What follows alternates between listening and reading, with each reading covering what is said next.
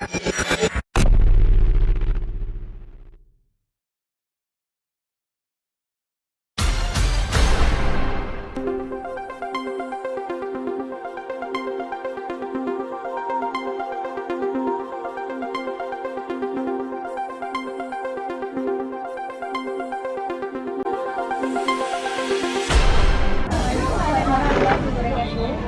ini tanggal 10 Mei 2023, kami bersama Dinkes Provinsi melaksanakan kegiatan bakti sosial sunat masal yang diadakan di Desa Mergo dan di Desa Mergo merupakan salah satu titik dari 4 titik yang ada di Aceh Barat yang diselenggarakan dari pusat.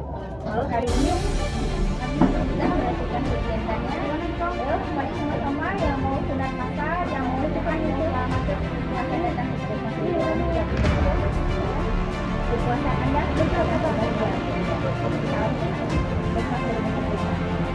Pelaksanaan sunat masal ini bekerja sama dengan PT Pembangunan Aceh yang dilakukan rutin setiap tahun dan diberikan gratis kepada anak-anak yang ingin melakukan sunat. Kegiatan ini melibatkan 3 puskesmas yang terdiri dari Puskesmas Mergo, Puskesmas Johan Palawan, dan Puskesmas KW16.